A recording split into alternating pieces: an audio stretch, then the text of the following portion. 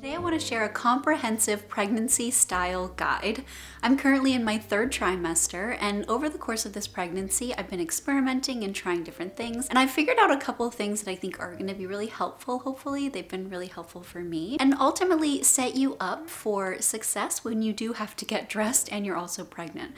There's a lot of changes, there's a lot of things that you're trying to maneuver, you're a little bit uncomfortable, you're trying to always be comfortable, and hopefully these tips can really help guide you in the direction that I have found personally really beneficial. So let's get started. I want to start things off by saying that comfort is key. This is such a small part in the timeline of your life, and comfort is so important that I want to prioritize that for you as well and give you that permission, because I think I kind of needed to give myself that permission a little bit. And it's more than okay to spend your day in sweats or comfy clothes, and ultimately as you're getting dressed, kind of striving for that comfort level.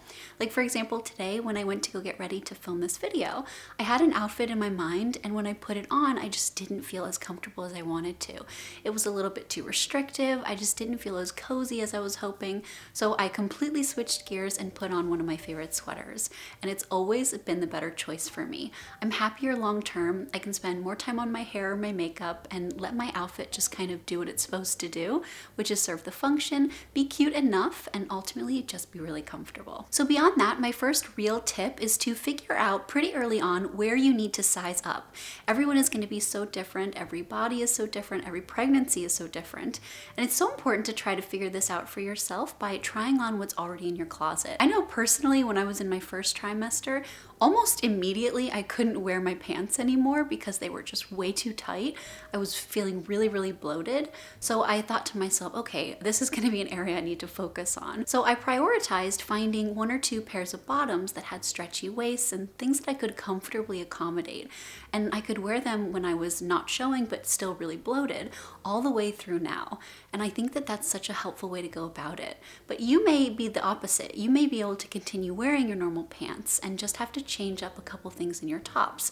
And figuring out what it is for you is going to be so personal and so customized, and I have found to be so helpful as I've gone through this whole journey. Now, similar to that, I recommend prioritizing your bras and your underwear pretty quickly, because that kind of snuck up on me a little bit faster than I thought it would.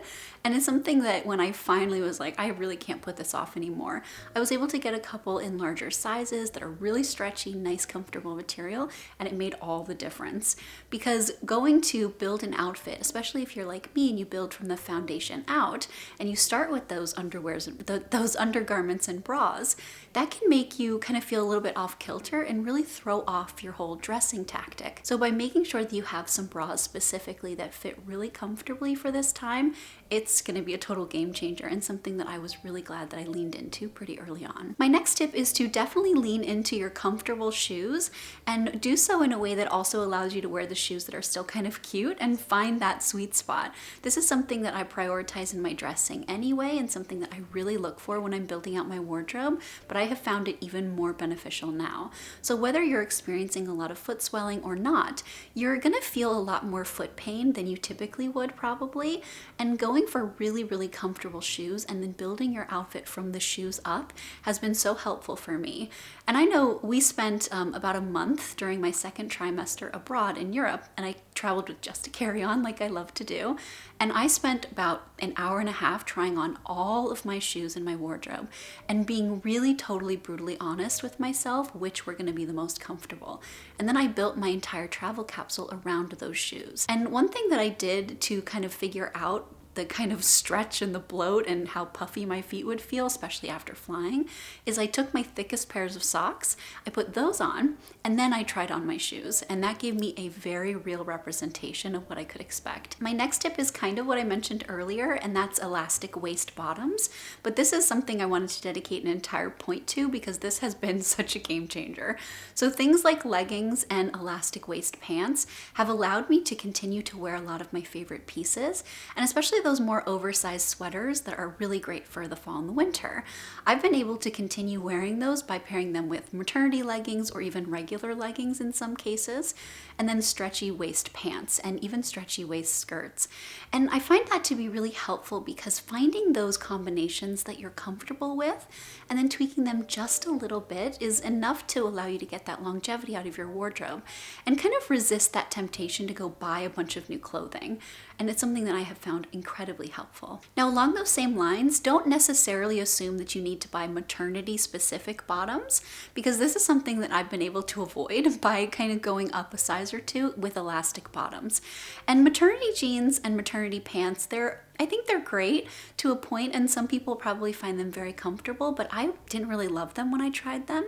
I found that the band was maybe a little bit too high for most of the things that I like to wear, and it started to roll down. It just became a little bit more uncomfortable than my usual clothing. So my workaround has been to, again, find those elastic pants and those elastic skirts, elastic bottoms, and then go up a size or two. So if I was wearing a small or an extra small, typically I would go to medium, and that gave me more than enough room and enough growing room as well, and allowed me to continue to wear the things that I already like. And then also along those same lines, when it comes to jeans, I love jeans, as you know, and I wanted to find at least one great pair of jeans that I could wear. So I started searching and I tried on a bunch of different styles and ultimately figured out that if I could go up like 4 or 5 sizes, it gave me enough room. I could wear them a little bit higher or I could wear them a little bit lower. It's really lucky right now also that that kind of slouchier jean style is really popular, and it's been something that I have used a lot in my wardrobe. And they're incredibly comfortable. And for me personally, I found them to be a lot more comfortable than the maternity jeans. Another thing that I have found to be really invaluable during this entire journey is to lean into my color palette, my wardrobe color palette. And having such a strong understanding of that has allowed me to really carefully bring a couple pieces strategically into my wardrobe. Things that have been able to expand what I'm able to continue wearing in a way that allows me to continue to mix and match. And really figuring out your wardrobe color palette is such an important part of developing your style for that very reason. So that when you're in these moments of flux and you're in transition, you can be really strategic about bringing a couple things into your closet rather than feeling like you have to redo everything. And this is one of the topics that I cover in a lot more detail in my new personal style masterclass. I really wanted to give you the tangible skills necessary to develop your personal style in a way that allows it to grow and evolve with you, so that when you are going through life's changes and maybe your personal style is shifting or your body is changing, you're able to be really strategic about your purchases, minimize that wasted money, and ultimately be really intentional and really develop your wardrobe in a way that stands the test of time, but still allows you to have fun and flexibility as you inevitably evolve as a person. So I'm going to put a link in the description box down below in case you want to learn more, and I'll also pin a comment so that it's really easy to find. And the last thing that I wanted to mention is that jewelry and accessories have become more invaluable than ever during this whole journey for me, and it's something that I really encourage you to focus on as well. If you're feeling like maybe you're wearing the same outfit combination over and over again, a great pair of earrings has been something I've relied on. I've gone for more statement earrings, kind of brings the attention up to your beautiful face, and then also going for things like an updated boot silhouette and just accessories that I know I can continue wearing after pregnancy. And again, being really strategic about these purchases and buying things that I know I can continue wearing for many years into the future. And this is a strategy that I've used for years to build out my own wardrobe regardless of pregnancy, because this allows me to bring things into my closet that I can continue wearing because I'm being really strategic and really intentional. So I hope that these tips are helpful for you as you're navigating your own pregnancy.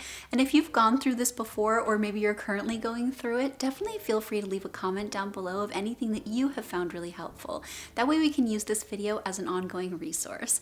I'm also working on a pregnancy capsule that hopefully you can use as a guide as you're developing your own wardrobe and allow you to kind of isolate those pieces, make those strategic purchases, and then work with something that's going to suit this time of your life. Definitely let me know in the comments down below also if there's any other pregnancy style content you'd like to see, and I would love to make that for you. And like always, thank you so much for watching, and I'll see you in my next one. Have a great day.